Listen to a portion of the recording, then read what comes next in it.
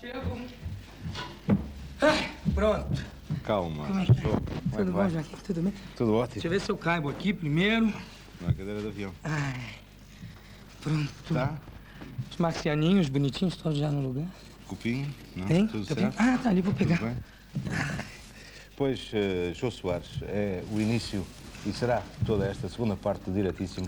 Um Diretíssimo que é um programa da RTP2, hoje pela primeira vez, transmitido em simultâneo na RTP1, na RTP2 e dentro de alguns instantes também em direto por satélite para os Açores. Programa que também será visto amanhã na Madeira, uma vez que será gravado para esse efeito. Jô Soares, Jô, você aqui em Portugal foi Jóia, foi Jô, foi Jóia, foi... Fui João. Foi fui João. tudo. É. O seu nome é José? Meu nome é José. José Eugênio Soares. Às vezes João também, porque no Brasil também muita gente chama de João, né? Porque Também Jô... confundem lá o Jô com o Tudo João. Jô com João. Seu João Soares, é o senhor, seu João. Uma vez, inclusive, um rapaz de uma rádio, de uma emissora de rádio, fez uma entrevista comigo o tempo todo, me chamando de João, seu João pra cá, seu João pra lá. Ele era da Rádio Guanabara. E no final da entrevista eu falei, olha, eu quero agradecer então aos ouvintes da Rádio Nacional que ouviram essa entrevista. Ele falou, não, não é Rádio Nacional. Eu falei, eu também não sou João, de modo que fica tudo na mesma, não tem problema. Com elas por elas.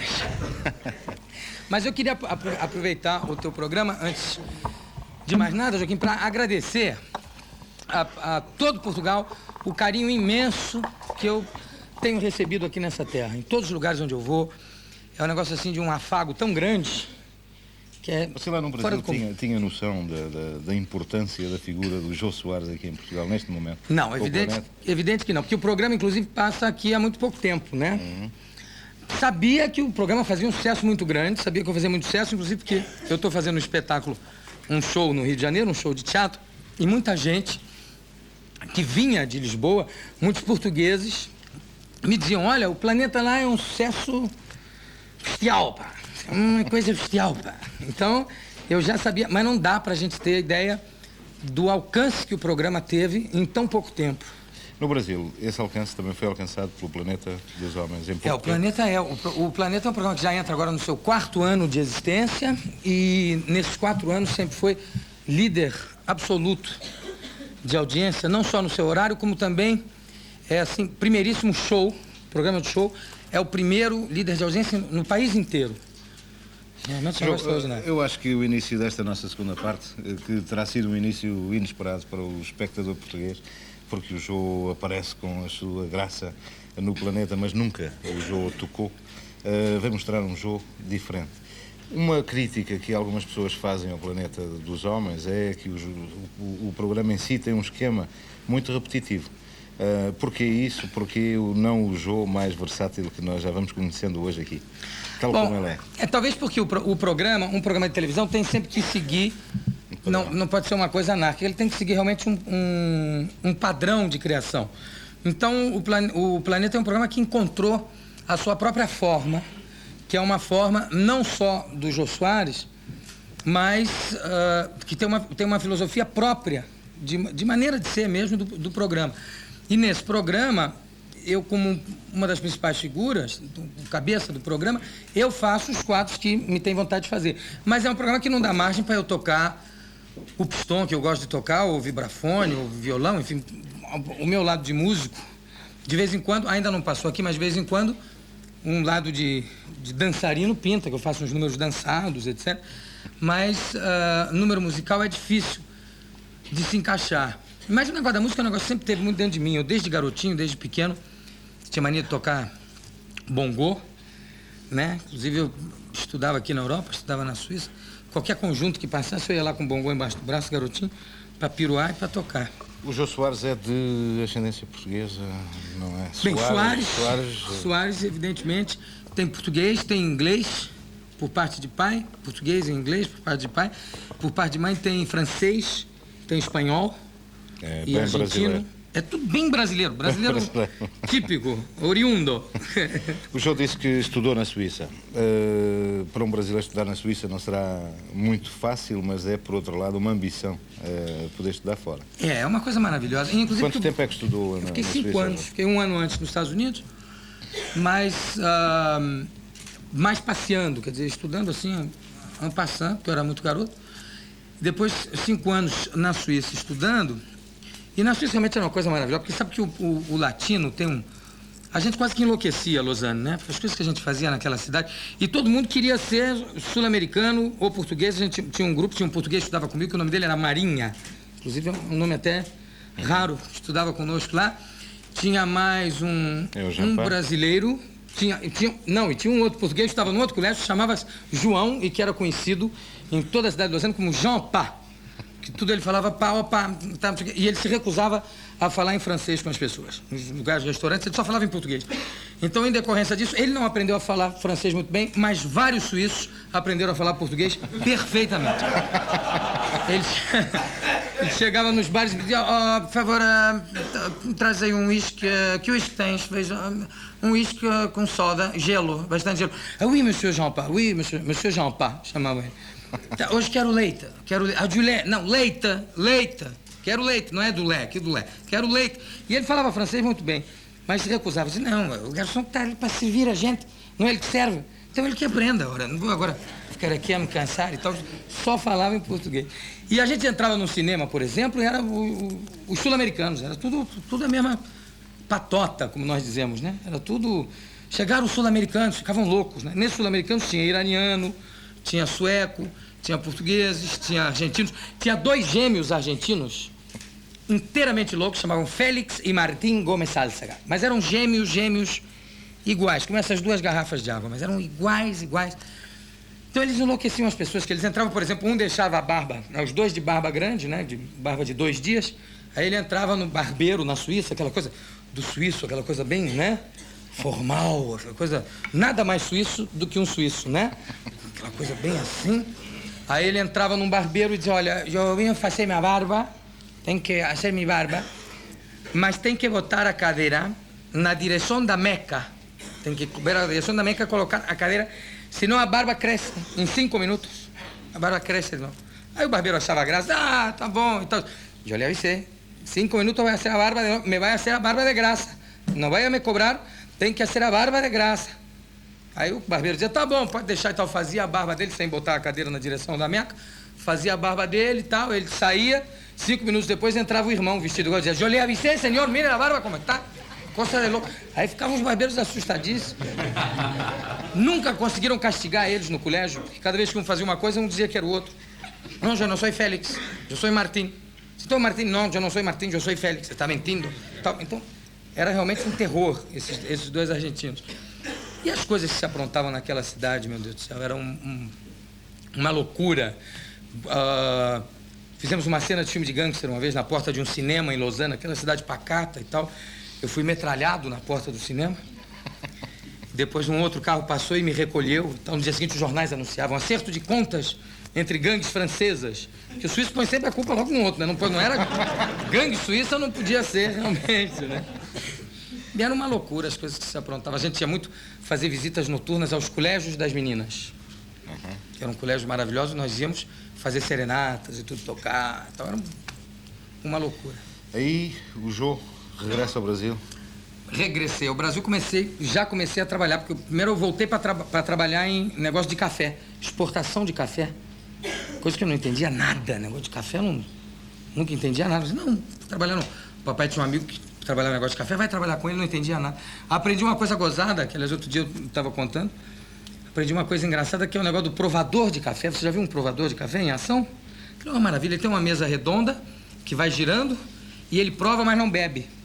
Porque ele não pode beber, porque ele prova café o dia inteiro, ficava com uma barriga desse tamanho, né? Então ele tem um balde aqui do lado, que ele cospe no balde. Então ele vai provando. 5, tipo 4, tipo americano, tipo exportação, tipo inglês. E pra mim ele diz assim, não bebe. O provador não bebe. O provador não bebe, não, a barriga, ó, tipo 3, tipo 2. Então, era uma loucura. Eu ficava 8 horas, só esse ruído. Era uma coisa de enlouquecer, realmente. Aí eu vi que no negócio de café eu gostava muito de beber café, mas de exportar, de provar também não servia. E comecei já a querer trabalhar em televisão, em teatro, que era uma coisa que me fascinava desde garoto. Ainda nos tempos da Suíça, eu já bolava, tinha uns numerinhos que eu fazia com os dedinhos, com os sapatinhos, que aliás eu até trouxe para te mostrar, e que era uma coisa muito bonitinha, que foi a primeira coisa que eu fiz praticamente na televisão, no Brasil. O seu primeiro trabalho na televisão? Era uma coisa já de criança, né? Eu trouxe aqui, eu vou mostrar. Ai, onde é que tá? Tá aqui, que são os sapatinhos. Eu posso me ajoelhar aqui, não tem problema não, né? Não. Hein? Posso me ajoelhar? Não vai passar como submissão a você, posso me ajoelhar tranquilo? Então tá bom. Pronto. Deixa eu ver aqui. Para a câmera poder mostrar bonitinho. É uns sapatinhos que eu achei uma vez na Suíça, que eram chaveiros. E eu tirei do chaveiro e digo, esse negócio dá uma coisa bonitinha nos pés. E comecei a preparar um número de danças. Inclusive tive a pachorra de fazer até uma sainha, sabe? Só para não ficar indecente, para não ficar uma coisa... Eu tenho um dedinho muito sexy. Não sei se você já viu que tem. As coxinhas são uma delícia. Você pode ver que são redondinhas, tudo. E eu fazia um número de dança que a primeira dança era com roupinha, as outras já eram nu mesmo. Já estava acostumado, não tem problema. E a primeira era o French Cancan, né? Que era uma coisa mais ou menos assim, né?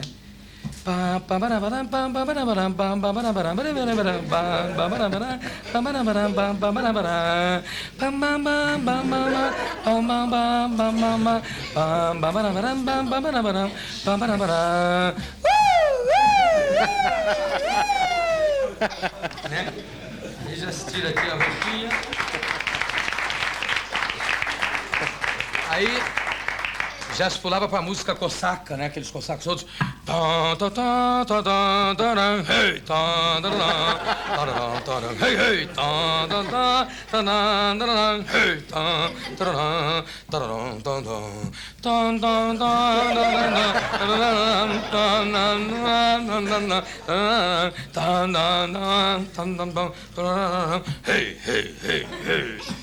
E tinha música americana que é pra contrabalançar, né? Equilibrar. Música americana, que era sempre mais ou menos... Começava sempre com aquela escorregada de joelhos do Jim Kelly, né?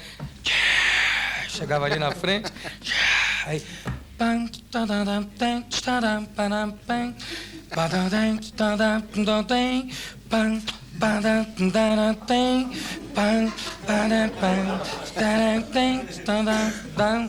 Depois o tchá-tchá-tchá, né? Tchá-tchá-tchá.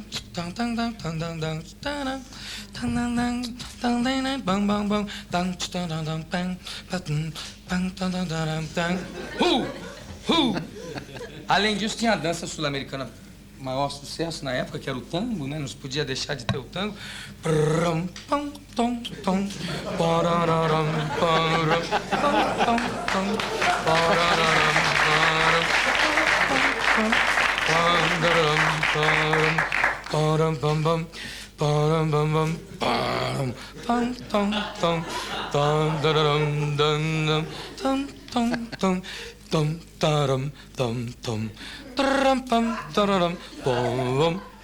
E o samba, tinha que ter samba sempre. Era...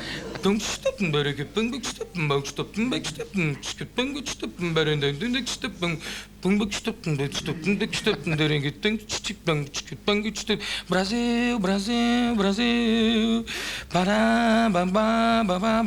E esses sapatinhos faziam de tudo, né? Depois das danças, tinha o negócio do Carlitos andando, por exemplo, que era bonitinho, que já era com um pezinho assim, né? Charlot. É, Charlot. Com a bengalinha aqui. E daí por diante, né? Dos sapatinhos em diante. Quer dizer, começou pelos dedos na televisão.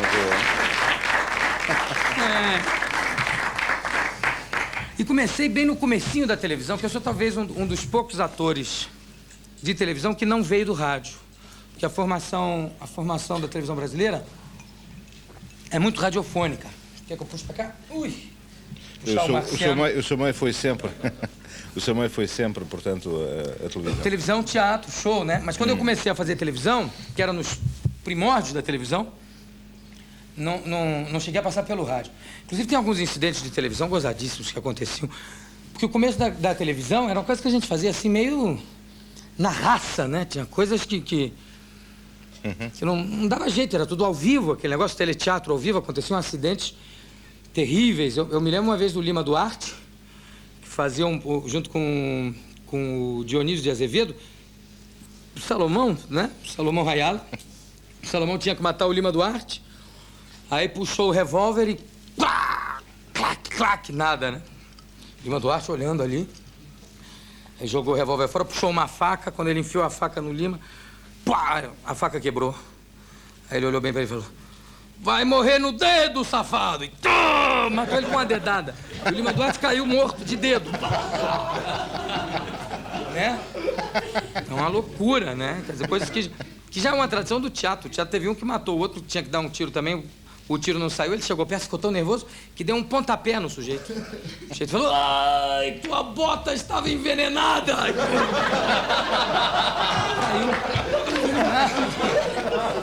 E ao mesmo tempo que aconteceu essas coisas, tinham programas que ficavam de uma crueldade brutal. Não sei se aqui na televisão portuguesa já se fez um programa que lá se chamava Esta é Sua Vida. Não. É um programa que chama a pessoa para ser homenageada, a pessoa não sabe que está sendo ali homenageada. Isso acontece muito. A TV americana fez muito isso. Então eles vão homenagear a pessoa, não avisam a ela que ela vai ser homenageada. Então ela começa a ser entrevistada e de repente dizem: olha, e hoje no Esta é Sua Vida, esta é Sua Vida, fulano de tal. Aí o cara já está ali e tem a família dele, aí trazem a mãe, trazem o pai, e trazem todo mundo. Mas geralmente fica de uma crueldade brutal porque o sujeito não está preparado para aquilo, né? E eles vão descobrir coisas terríveis das pessoas. Teve um que eu me lembro que era terrível, que o sujeito entrou todo animado. Ele vinha andando com um andar até bem, com um rebolado muito interessante. Eu posso dar essa cadeira para cá um pouco? Sim. Ele vinha andando elegantíssimo, né? Muito alinhado. E com um andar assim muito alinhado. Tal, sentou-se e tal. Quando ele sentou-se, o apresentador disse: Luiz da Silveira, esta é a sua vida. Ele: não é assim, é a sua vida. Tal. Ele já ficou meio assim, estava ali de perna cruzada. Aí o sujeito falou: Luiz, que aí já parte para a intimidade, né?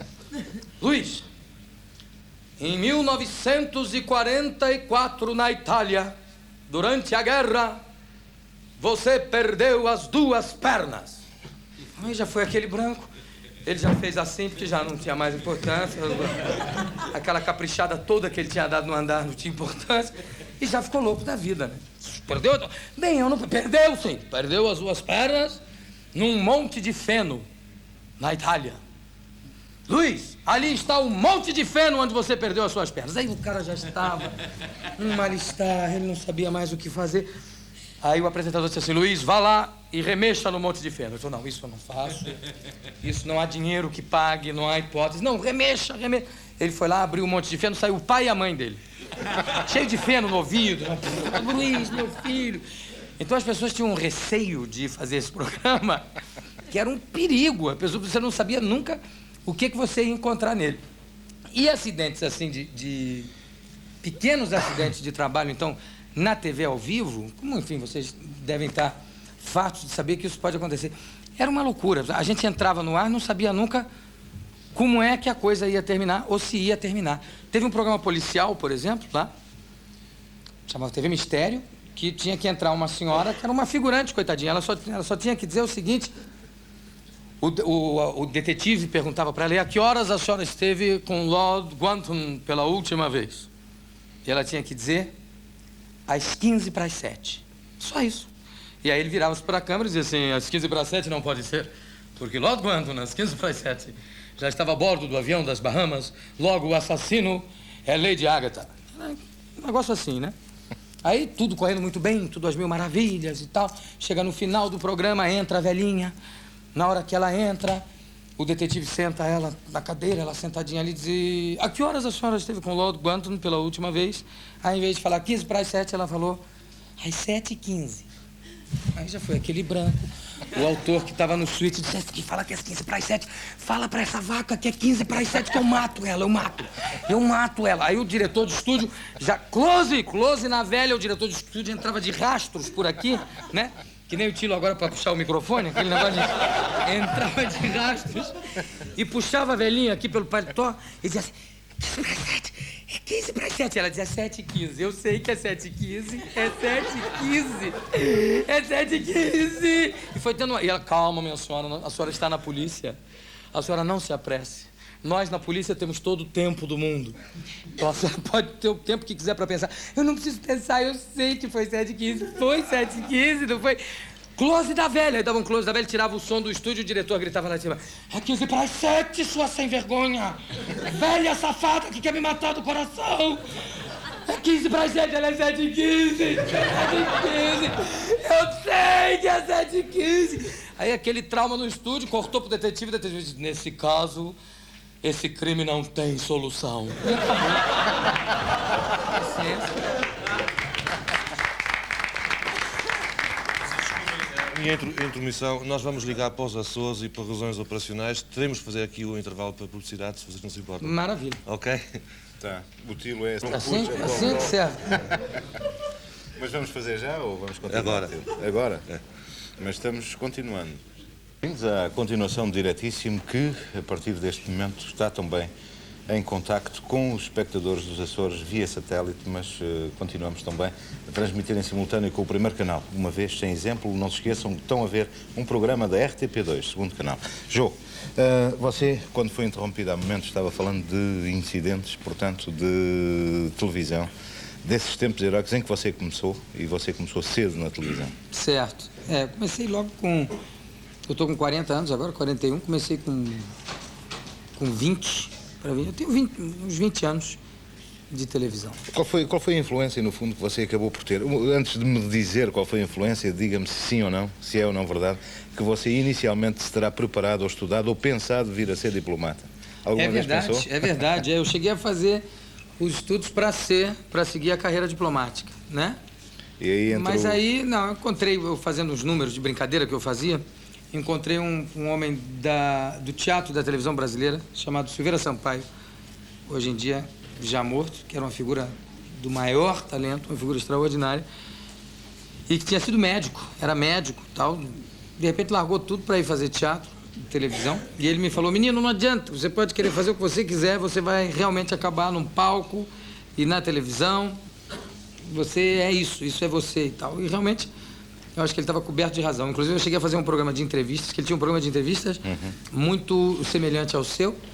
E eu acabei fazendo um programa de entrevistas com ele também. Eu fazia as entrevistas internacionais e as entrevistas em exterior, em externa com ele. Maurice Chevalier, você entrevistou? Maurice Chevalier, entrevistei.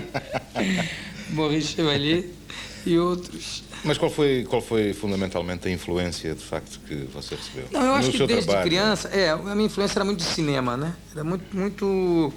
Qualquer coisa eu via um negócio de cinema na minha frente, os comediantes de cinema, a maneira de fazer o humor do cinema, enfim, tudo aquilo me tocava de alguma forma. Inclusive, eu me lembro que uma vez teve um número que eu criei, assim, na hora, uma das maiores intérpretes de Mozart do mundo, que agora... não me lembro, me falha a memória, teve no Brasil e tivemos uma casa de amigos, eu era bem garoto ainda, e ela foi ao piano e tocou lindamente uma série de números do Mozart e tal, pá, um show de piano, e depois alguém de brincadeira falou, o Jô também toca piano e tal, e eu fui pro piano e fiz uma brincadeira que era um fundo musical de filme de terror americano, que eu cheguei à conclusão que o americano não costumava fazer só um tipo de música para cada gênero de filme. Não precisava ficar se cansando de fazer um monte de música para cada filme. Então, cada gênero tinha um fundo musical adequado, depois era só ir trocando os filmes. Então, eu gostaria até de mostrar para você agora como seria... Você vai ao piano? Vou até o piano.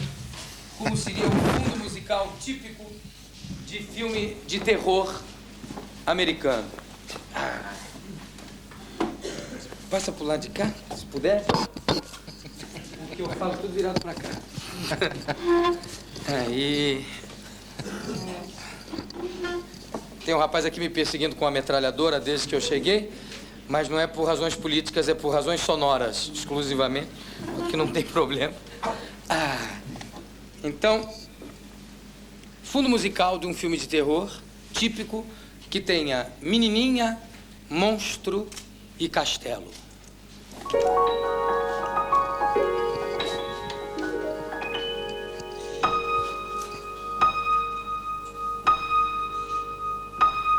Quatro horas da tarde.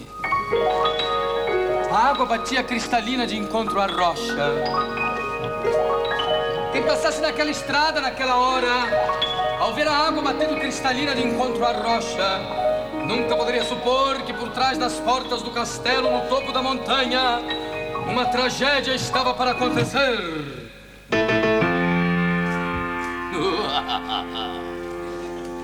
No quarto secreto na torre do castelo, o monstro se preparava para atacar.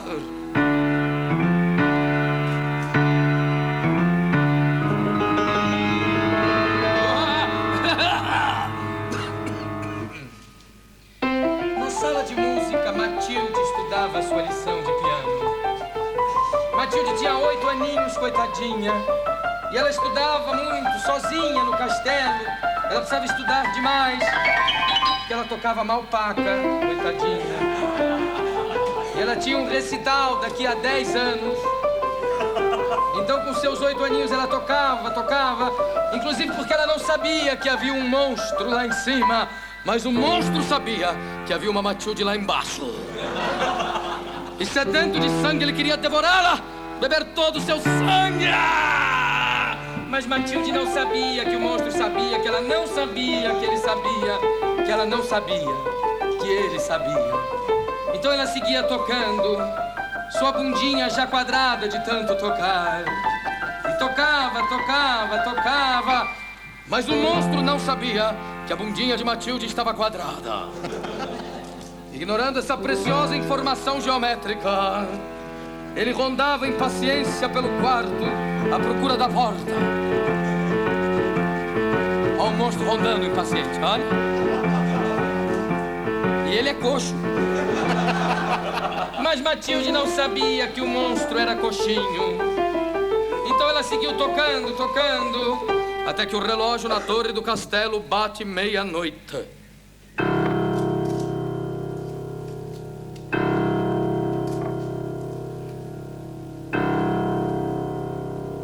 Etc.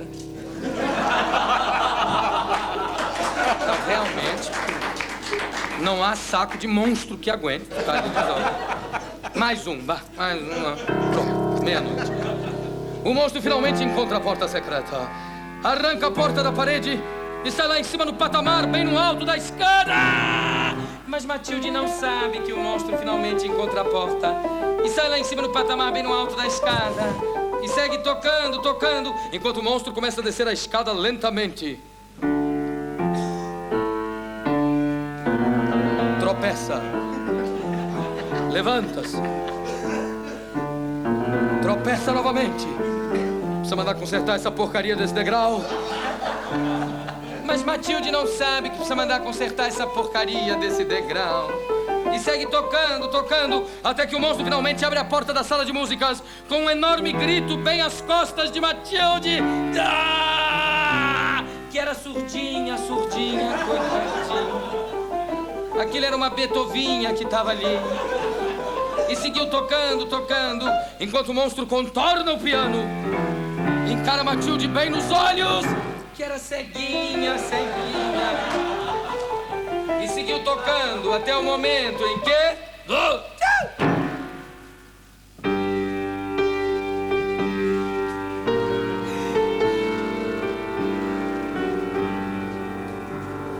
E quem passasse no dia seguinte por aquela estrada às 4 horas da tarde, ao ver a água cristalina lambendo a rocha, nunca poderia imaginar que o...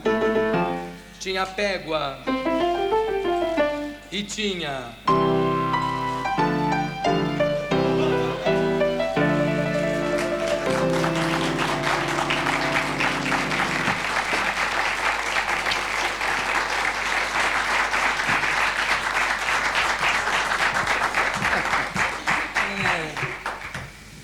João, você estava tocando piano, recordando uma história de um pianista.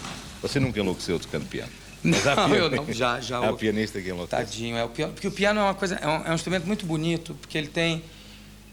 ele dá certas vantagens ao músico. Em primeiro lugar, o músico não precisa levá-lo, né? Isso é uma loucura. Você leva o seu trompete, o seu saxofone, o piano não. Quem quiser que ele toque, que arranje o piano. Então já é uma vantagem muito grande. E é um instrumento que dá uma calma nas pessoas, né? As pessoas todas... Todo pianista tem cara de calmo, né? Principalmente pianista de restaurante, de bar, é porque ele se desliga de tudo, fica ali tirando aquele som. E ainda na TV Record, muito antes de eu estar na TV Globo, tinha lá um pianista chamado Durval, que era assim, a placidez em pessoa, um jeito bem plástico, calmo, muito suave. E um dia enlouqueceu. Enlouqueceu mesmo. O dono da TV Record, o nome do dono era Dr. Paulo Machado de Carvalho, inclusive, uma figura muito querida nos meios de esporte também, tirou 2 campeonatos mundiais de futebol para o Brasil, de 58 e 62, ele foi o chefe da delegação. E o apelido dele era Cabeça de Manga. Alcunha. Alcunha, aqui se diz alcunha. Então a alcunha dele era Cabeça de Manga, porque a cabeça dele tinha um feitio de manga, de caroço de manga chupado. Né? Não era realmente muito bonito, mas era uma alcunha que ficava muito bem, que ele tinha realmente, a cabeça dele parecia um caroço. Acidente de automóvel, estava com a perna quebrada na cama, aquele negócio de cinema americano, né? A perna levantada, naquela posição, tadinho, que não podia se mexer. E um dia estamos lá na Record, já 9h30 da noite, começa a se ouvir um barulho de descarga de casa de banho. Da onde vem isso e tal? Aí fomos subindo no andar, outro andar e tal. Aí estava no último andar da TV Record, chegamos a um banheiro, aí aquele barulho. Aí o pessoal que estava com a gente subiu uma escadinha para olhar por cima da casa de banho, que era vazado, em cima olhou, era o Durval, pianista, com o dedo na descarga. E não tirava mais o dedo da descarga. Aí o pessoal disse, ô Durval, o que houve? Nada, tudo bem. Como tudo bem, Durval? Tudo bem. Então sai daí, abre a porta. Não saio. Não saio. E ele tinha se trancado no banheiro onde tinha um registro de água. Então não podia nem desligar o registro. Com aquele dedo. Não sai. Eu só saio daqui se o Dr. Paulo falar comigo. Mas o Dr. Paulo não pode falar com você, Durval. Não pode, ele está na cama. Nisso já tinha chegado médicos. O pessoal todo dizendo, não se pode arrombar a porta. Tinha sempre uns caras fortes que querem logo arrombar a porta. Eu meto o pé nessa porta aí e tiro ele daqui no dente. Quer que eu tire? Não, deixa. Porque ele pode ter um surto e não voltar nunca mais, ficar louco de vez. Tem que ir com muita calma, todo mundo paciente. Os filhos do Dr. Paulo Alfredo, Tuta e Paulinho, que eram os diretores da TV Record, né? Falando com ele, tudo subindo ali na escadinha, tudo subindo ali em cima, falando, ô Durval, oi, como é que tá? Sabe quem eu sou, Durval? Claro, é o Paulinho. Mas eu não saio daqui. Só com teu pai. Só se seu pai me chamar. Mas o Durval, ele tá na cama e tal. Não, senão não sai. E todo mundo ia pedir que ele largasse aquilo, ele não largava. Se for por telefone, serve? Serve, por telefone serve. Aí esticaram um fio de telefone que vinha do térreo até o 3º andar, passaram a comunicação lá para dentro e ele falando no telefone e a descarga, né? Que não parava. Aí atendeu o Dr. Paulo, tinha uma voz mais ou menos assim, alô, ô minha Flor, chamava todo mundo de minha Flor, né? Ô minha Flor, ô Dr. Paulo, como é que vai o senhor? Eu vou bem, minha Flor, tô aqui na cama com o pé quebrado. Eu sei, Dr. Paulo, eu sei, Dr. Paulo. Pois é, minha Flor, ô Durval, pode largar aí, eu tô falando com você agora. Ô Dr. Paulo, eu só queria perguntar uma coisa, o senhor sabe qual é o seu apelido, a sua alcunha aqui, como é que a gente chama o senhor? Ô Durval, larga isso, Durval, deixa isso, ô Durval, depois a gente conversa. Não, me fala. O senhor sabe como é que o senhor é conhecido? Ô, Durval, larga isso, Durval, sai daí. Sabe qual é? Sei, sim, qual é? O senhor sabe qual é? É o Cabeça de Manga, não é?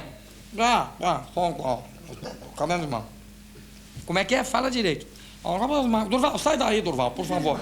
Não, fala. Como é que o senhor é conhecido aqui? Como é que é? Repete.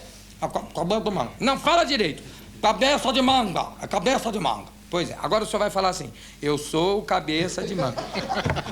Durval, não vou falar isso não, Durval.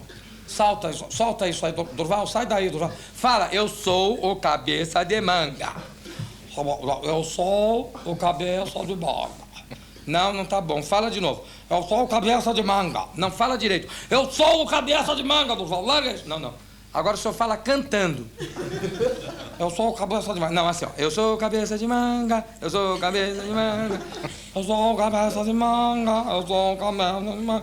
Agora 3 vezes rapidinho. Eu sou o Cabeça de Manga, eu sou o Cabeça de Manga, eu sou o Cabeça de Manga. Eu sou o Cabeça de Manga, eu sou o Cabeça de Manga, eu sou o Cabeça de Manga. Agora uma vez de voz grave. Eu sou o Cabeça de Manga.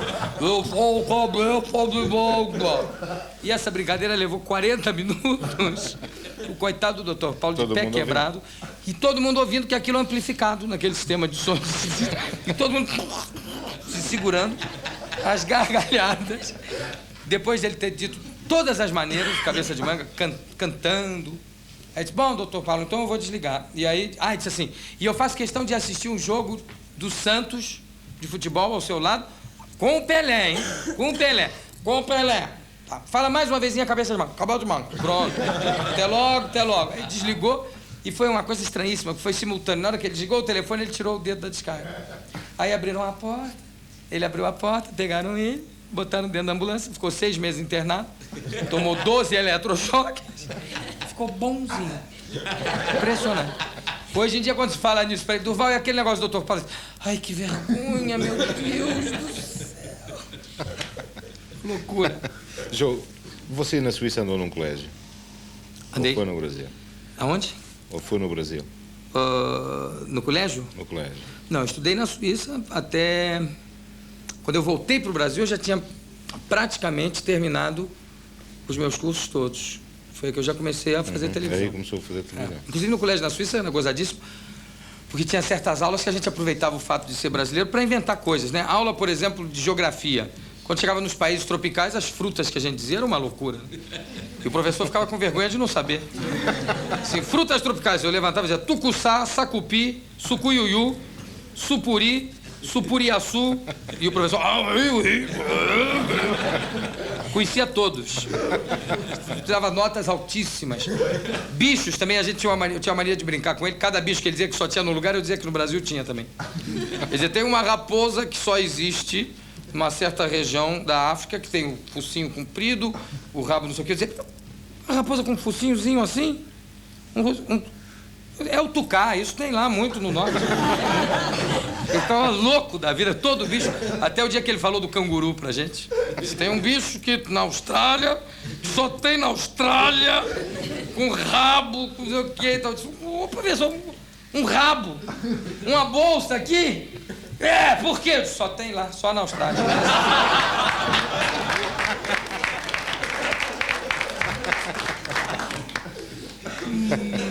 João, qual é o seu dia-a-dia hoje? As pessoas veem-no à segunda-feira aqui em Portugal, mas o que é que um homem como o Jô Soares tem que fazer durante a semana para ter aquele show, para ter o seu show no teatro? Bem, meu dia-a-dia é o seguinte, eu tenho um show, no momento, no teatro, no Rio, né? Que chama-se Vivo Gordo e Abaixo o Regime. E na televisão eu gravo às segundas-feiras, sempre de uma segunda-feira para outra segunda-feira. Então, com uma semana de antecedência. Eu sou uma pessoa que dorme muito tarde, escrevo à noite, escrevo uma parte grande do meu programa, escrevo o meu show. Portanto, é mesmo autor Sou autor de uma série, de uma série de coisas que eu faço. E no meu show também. E sou uma pessoa que escreve até tarde, quer dizer, que dorme tarde e acorda tarde, né? Não acredito muito nesse negócio de dizer, não, eu só durmo 3 horas por dia e tal, esse papo.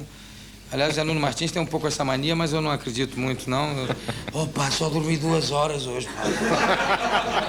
Coisa bestial, mas 2 horas, pá. Onde é que está minha lente? Minha lente, eu nunca acho. Aliás, é o único caso de lente de contato do Zé Nuno Martins que é estranhíssimo, porque as pessoas é que têm que dizer se ele está com lente ou não. Ele não nota, ele não sabe. Eu estou com a lente. Ô, Jô, tem a lente cá. Tem a lente cá. Não sei, você não sabe. Não sei. Quer dizer, é melhor não usar, porque não tem grau. É uma lente sem grau. É uma loucura. Uma loucura. Então, eu sou uma pessoa que acorda tarde, quer dizer, 11 horas da manhã. Geralmente, vou pegar um solzinho de piscina ou de praia. Depois, à noite, tenho sempre espetáculo, né? As gravações é que são gravadas... O programa é gravado de 1h da tarde às 2 da madrugada, às 2 ou 3 horas da madrugada, de enfiada. Isso é feito às segundas-feiras. Às terças-feiras eu descanso. Gosto de ler, gosto de ir ao cinema e gosto de conversar sobre tudo, que eu acho que é uma das maiores riquezas que a gente tem, é poder bater papo. Daí saem, através da observação é que saem vários personagens que são criados, inclusive no programa, saem através de observação. É da sua observação, portanto, essas personagens, claro, como muitos. o padre italiano... Claro, o padre italiano é aquele padre que todo mundo teve na sua infância, né? Aquele ou padre italiano, ou alemão e tal. Mas parte da sua observação... Parte de uma observação do cotidiano, do cotidiano. Do dia a dia. A Dinorá é uma empregada que eu tenho realmente, que pegava cada recados terríveis para mim, né? Que aí eu fui vendo. A assombração do Junho, por exemplo, como eu contei. A assombração de Junho ligou para o senhor. Eu falei, não ligou. Na assombração de Junho, nós estamos em maio, não pode ter ligado. E a assombração não pega telefone, não há como. Não seria o seu Gracindo Júnior? Ah, é isso mesmo, o seu Gracindo Júnior. Seu macho telefonou, já me disse, na frente da minha mulher. Desagradável, né? Seu macho telefonou, não telefonou, não. Seu Max, ah, é isso, é a mesma coisa. Então. João é casado, portanto. Sou casado. Tem filhos? Tenho um filho, Rafael, casado com Tereza Austregeses, que era atriz de teatro, hoje psicóloga, poeta, uma mulher realmente extraordinária e bonita, além de tudo. E tem um filho, Rafinha, Rafael. Mas esse negócio de observar, eu fiz um personagem uma vez que era um bêbado inconveniente, que aconteceu, já vi acontecer, que interrompe as coisas. O sujeito vai contar uma piada, ele está num nightclub, ele interrompe, dá o desfecho, né? Você diz assim, não, porque aí chegou o sujeito e disse assim, escuta, vem cá, jabuticaba tem asa? O quê? Então comi um besouro? É isso que você vai dizer? Não, pelo amor de Deus, não conta essa. Isso todo mundo sabe. Porque o bêbado tem um lado inconveniente, que é uma coisa fantástica. Uma vez eu viajei a bordo de um avião indo para Porto Alegre, que é ao sul do Brasil, e tinham 2 irmãos, donos de uma agência de propaganda, um deles inteiramente bêbado. E de repente ele levantou e disse assim, espera um instantinho, que eu vou até lá dentro fazer uma brincadeira. Aí entrou lá para dentro do avião, um jato, né, aquele Boeing, pegou no microfone, no interfone da hospedeira, né? Pegou e disse assim, senhoras e senhores, muito boa noite. Aqui está falando o comissário Menezes. Menezes é bem nome de comissário, né? Do Menezes, Fonseca. Aqui fala comissário Menezes. Eu estou falando em nome do comandante Nelson. O comandante Nelson está comemorando hoje 20 mil horas de voo. Para celebrar o acontecimento, ele executará agora algumas piruetas. Foi uma loucura a bordo. As pessoas não sabiam se amarravam ou corriam lá dentro. Ele não pode fazer isso! Ele não pode! Quase derrubou o avião. Quase derrubou. O comandante parou em Curitiba, que é uma cidade entre São Paulo e Porto Alegre, para deixar ele preso. Ele falou, mas é uma brincadeira, não se pode brincar. Não se pode brincar. E o comandante dizia, não, eu também estou brincando. Vou deixar você preso lá. Um dia de brincadeira. E negócio de aviação também, além dessa figura do bêbado, tem uma figura que eu fiz um personagem maravilhoso, que era uma hospedeira que tinha medo de avião. E que eu vi. Eu constatei pessoalmente. Uma vez indo para Paranaguá, ela houve uma faísca dentro do avião, ela correu lá dentro da cabine, saiu, fechou a cortina, e disse assim, senhoras e senhores, estou fazendo esse aviso de viva voz, porque devido a um pequeno incidente técnico, nós não podemos nos comunicar dentro do aeroplano. Mas o comandante pede para avisar a todos que não há nenhum motivo para preocupação. E teve um acesso de choro dentro. As pessoas desmaiavam a bordo e tal. E ela, quando o avião pousou, que fez um pouso forçado, ela gritou, só se ouvia a aeromoça ao fundo gritando, nunca mais! Nunca mais! Então, essa observação do cotidiano é muito importante para isso. Né? Você voa muito, João? O Brasil tem som demais, brasileiro muito, voa muito. Adoro, inclusive adoro voar. É? Adoro voar. Inclusive as pessoas às vezes não têm medo de avião. Eu digo, não tenho medo de avião. Eu tenho medo de aeroporto. Aeroporto é que é o perigoso. Você às vezes morre de tédio esperando os aviões. Mas o avião em si é o meio de transporte mais seguro que existe. E já me aconteceram alguns incidentes em aeroporto. Teve um, por exemplo, na última vez que eu tive na Suíça, eu fui comprar um relógio. E aí, para levar o relógio, não podia levar o relógio. Ele tinha que me levar o relógio no aeroporto. Por causa do negócio de imposto, para não pagar imposto. Tá bom, você me leva lá no aeroporto, tá, o relógio. Marcamos no dia seguinte para eu dizer que horas era o voo. Aí liguei no dia seguinte, disse, olha, o voo é amanhã às 5 horas. Eu queria falar com Monsieur Jean, não sei o quê. Não, esse é Monsieur Delattre. Eu não estava aqui quando o senhor veio comprar o relógio, mas eu é que vou levar o relógio no aeroporto. Como é que eu faço para reconhecê-lo? Ele falou para mim.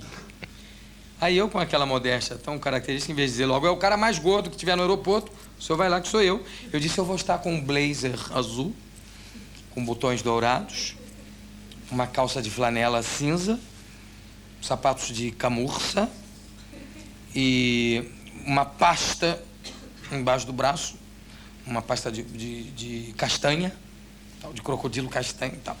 E o senhor, aí, Monsieur Delattre, disse, eu vou estar com um terno de riscas listado, um terno listado, uma gravata club, uma camisa azul palha, e vou estar com um embrulho encarnado embaixo do braço, que é o seu relógio. Eu Eu falei, perfeito, perfeito. 5 horas, 5 horas. Às 5 horas ele entrou pela porta do aeroporto. Quando ele entrou, olhou pra mim, eu ri e ele riu. Porque eu, gordo desse jeito, e ele sem a orelha esquerda.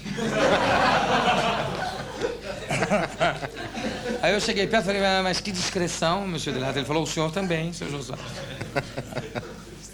João, o Planeta tem sido, ou foi, ou é, o seu melhor programa até hoje? Bom, eu fiz uma série de programas de televisão, fiz uma série de números. Comecei fazendo números isolados. Tem alguns que eu não faço há muito tempo. Aliás, eu gostaria de fazer um aqui, se for possível. Se der tempo. Dá tempo ainda? Dá. Hein? Dá tempo, Tiago? Dá tempo, dá tempo. É? Pode? Não, um número que, ainda baseado nas sátiras do cinema americano, foi uma coisa que muito me impressionou. Foi o negócio da onda de filmes de ficção científica. E de filmes de guerra, tudo isso eu sempre tinha uma maneira de criticar o filme, né? De fazer o filme. Deixa eu botar umas coisas aqui em cima da mesa, posso? Sempre tinha uma maneira de criticar o filme, de falar nele e tal. Então, quando surgiu o filme, a onda de filmes de ficção científica, agora eu tenho que chegar um pouco para lá, porque senão não vai. Aí, um pouquinho. Aí, tá bom. Ótimo. Quando surgiu a onda de filmes de ficção científica, eu fiz também na televisão o meu filme de ficção científica que se chamava O Abacaxi que Invadiu Nova York. Eu cheguei a ver filmes de vagens imensas, tomavam conta das cidades, cenouras gigantescas que assustavam os coelhos. Então, por que não também o abacaxi ou ananás, né? A quem coma até abacaxi por ananás ou vice-versa, não sei. O abacaxi que invadiu Nova York. O filme começa no laboratório do professor Laurel, que está trabalhando numa nova fórmula que dará crescimento às frutas para resolver o problema da fome no mundo. O professor Laurel está no seu laboratório, misturando todos os genes que ele tem a possibilidade de encontrar, quando de repente um raio entra pela janela, causando uma estranha explosão. A explosão forma um gás. E esse gás afeta a única cobaia encontrada dentro do laboratório do professor Laurels, um abacaxi dentro de uma jaula. E o abacaxi, atuado pelo gás, começa a crescer. E cresce. Arrebenta a jaula. Adquire vida. E seus pensamentos são maus. Se fossem bons, não tinha filme. Não interessava. Ele cresce mais, adquire vida, gigantesco, entra pelo laboratório adentro. Sua primeira vítima, seu criador, professor Laurels.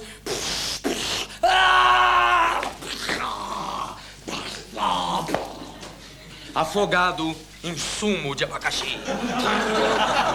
O abacaxi dirige-se a Nova York, saindo pela estrada. E vai aquele bruto abacaxi. Aí corte, pai com um filho indo pro colégio. Papai, você vai me comprar um sorvete de abacaxi hoje? Claro que eu vou, meu filhinho. Vamos comprar um sorvetinho de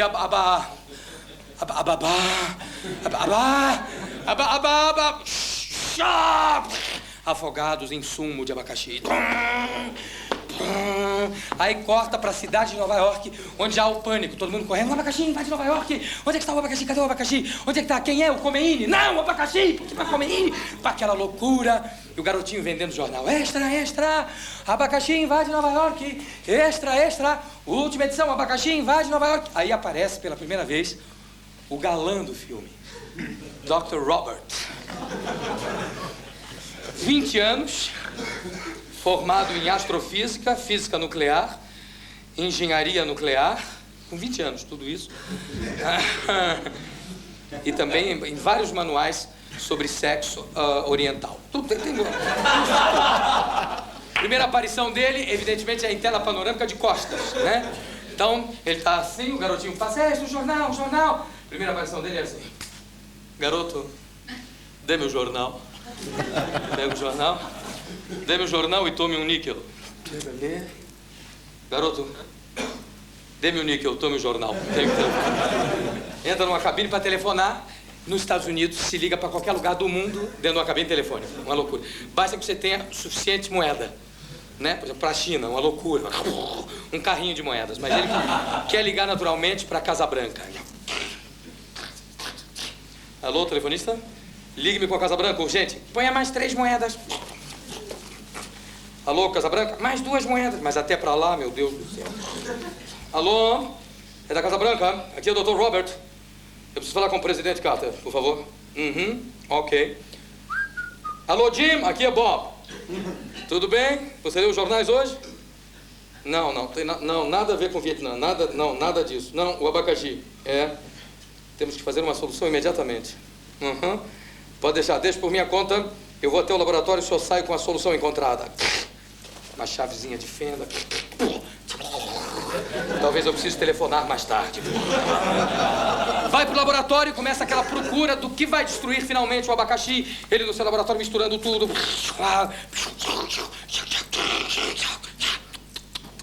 Falta sal. Arquimedes! Arquimedes, não? Eureka! Temos que queimar e afogar o abacaxi em álcool. Aí liga pro Corpo de Bombeiros. Alô, Corpo de Bombeiros? Professor Robert. Sim. Bob para os amigos. Encha todos os carros-pipas disponíveis com álcool e direto para o Central Park, onde o abacaxi já está maior do que o Empire State. Ok? Sim, vamos afogá-lo em álcool. Depressa! E aí trava-se a grande luta do século. Em pleno Central Park, o abacaxi contra os bombeiros, e o abacaxi sumo, e os bombeiros álcool, e o abacaxi sumo, e os bombeiros álcool, e toda a população se embebedou com batido de abacaxi.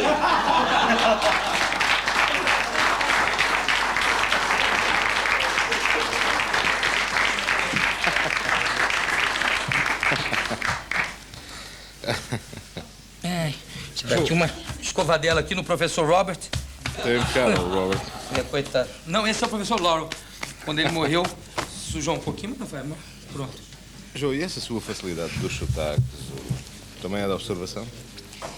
Eu acho que a observação de fazer o sotaque certo, de dizer a coisa da maneira certa, vai muito da observação, do dia a dia, né? De um vizinho, de uma conferência. Os alemães que eu faço são muito baseados num conferencista alemão que teve uma vez em São Paulo que não falava nada. Eu fui ver uma conferência dele que era o problema do mito na filosofia grega. E ele não dizia nada. Todo mundo, os alunos todos ali sentados, porque o problema do mito na filosofia grega não é pequenino problema, não. É grande problema do mito. Mas não dizia por que era grande nem pequeno. Mas é porque Sócrates,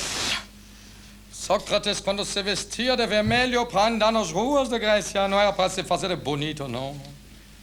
É que ele conhecia o problema de mito. Camões, grande poeta da literatura mundial, um dos maiores poetas do mundo. Por quê? Porque Camões conhecia o problema de mito.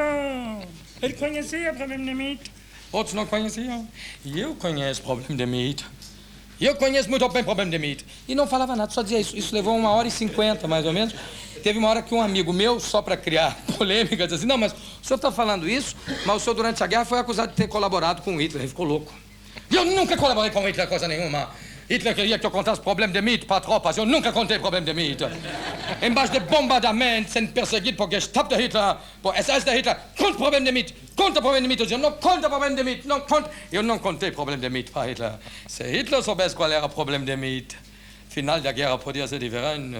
Mas ele não sabia o problema de mito. Hitler não prestava e cuspia. Era uma loucura. Então, a partir da observação dessa conferência, de 1h50 sobre o problema do mito, no final, inclusive, eu dei os parabéns para ele. Ele falou, muito pouco tempo para explicar o problema do mito. Isso é coisa de 3, 4 semanas. A partir disso, eu fiz vários padres alemães que fazia e tal. A partir da observação de amigos italianos, os italianos que eu faço, né? Dos espanhóis, dos mexicanos, os espanhóis, enfim, e daí por diante, né? Porque parte sempre, a criação de qualquer personagem tem que partir de alguma coisa real, alguma coisa que tenha uma ligação com a realidade. Qual é para si o melhor atributo para um ator, de um ator?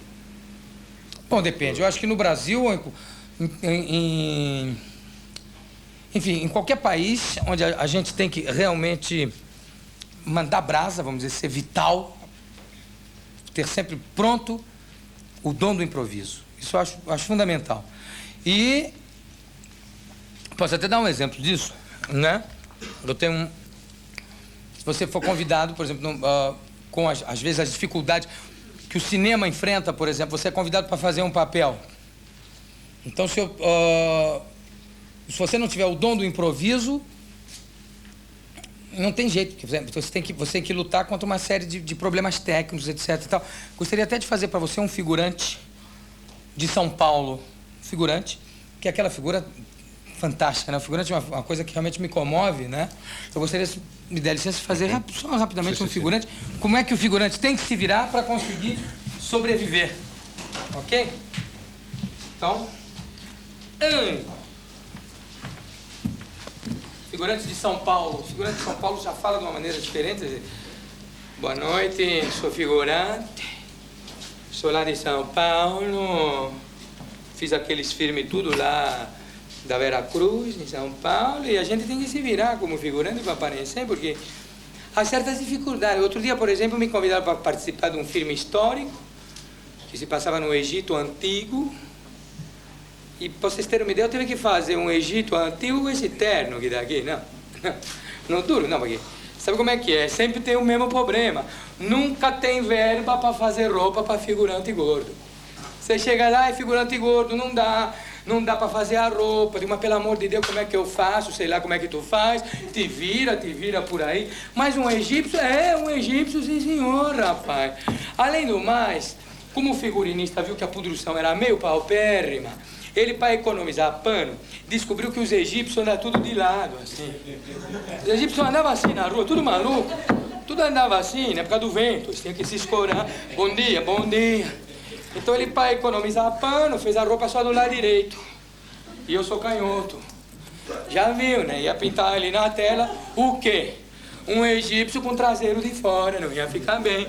Eu que sempre levo meu filho pra ver os filmes lá. Papai, qual é você? Qual é você? É aquele lá, o traseirão, olha lá, olha. Terceiro traseiro atrás da pirâmide. Tá vendo lá? É o papai, é o papai. Não fica bem. Inclusive eu estava interessado no papel, porque eu ia fazer o porteiro da pirâmide. Pirâmide não tem porta, realmente. E eu fiquei impressionado pelo seguinte... Porque como a pirâmide não tem porta, eu sabia que eu não ia aparecer muito no tarde do filme. Mas digo, não tem importância. O que interessa é realmente a gente poder fazer alguma coisa. Cheguei lá para descobrir como é que era a tal roupa de egípcio antigo.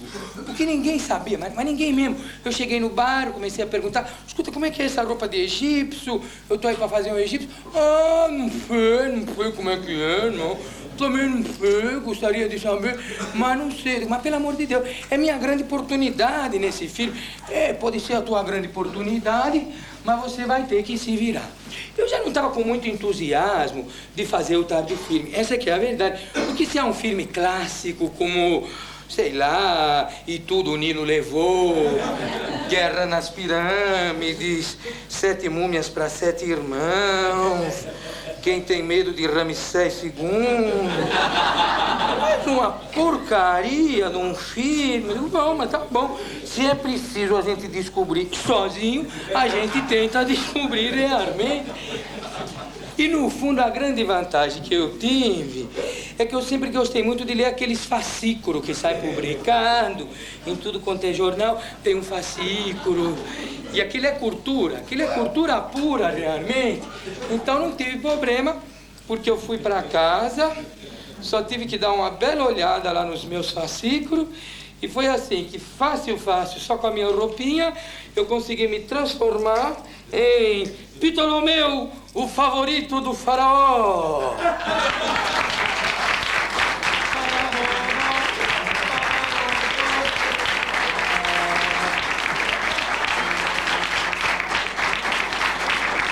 Abram alas para Ptolomeu, o porteiro das pirâmides.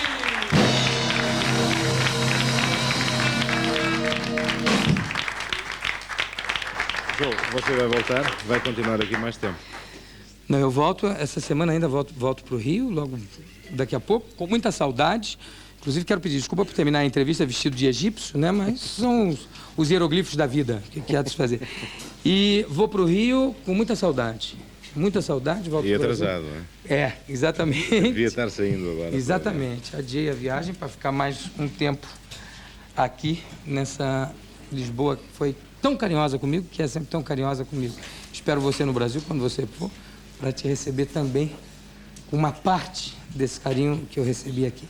E a todos vocês que estão me vendo nesse momento, muito obrigado, em nome do Brasil, por esse carinho, por esse afago que eu recebi aqui. João, muito obrigado. Para todos os que nos estão a ver, é só até segunda-feira para si. E o Diretíssimo vai continuar com o resumo da informação de hoje com o José Júdice, as últimas notícias, e aproveito para me despedir dos espectadores que até agora em simultâneo na RTP1 e também nos Açores via satélite nos têm acompanhado. Hoje o Soares aqui no Diretíssimo.